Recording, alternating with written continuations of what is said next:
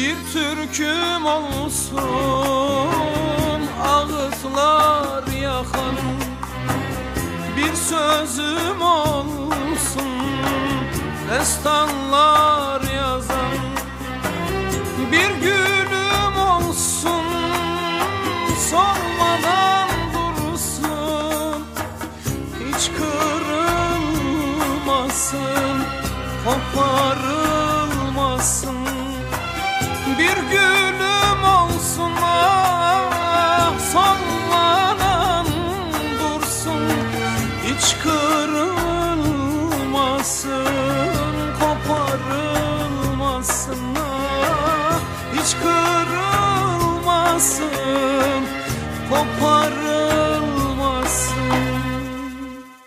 Bir tanem, deli gibi severim seni ben, özüm gibi severim seni ben. Bu canıma can ederim, inan bir tanem. Deli gibi severim seni ben, özüm gibi severim seni ben. Başıma tac edeyim, inan seni ben.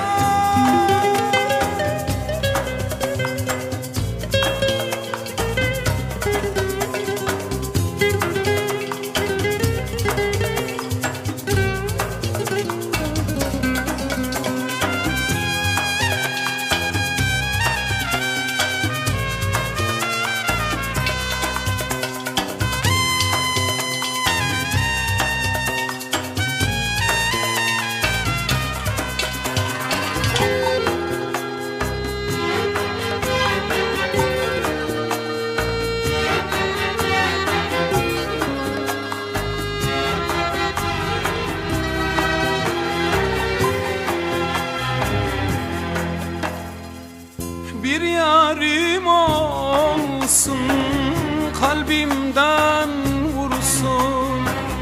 Bir oğlum olsun, adı Can olsun. Bir gecem olsun, seninle olan. Ömrümü yanına bırakam kalam. Bir gecem olsun seninle olan, ömrümü yanına bırakam kalam ah, ömrümü yanına bırakam kalam. Bir tanem, deli gibi severim seni ben, gözüm gibi severim seni ben. Bu başıma tac ederim, inan seni ben. deli gibi severim Seni ben, özüm gibi severim seni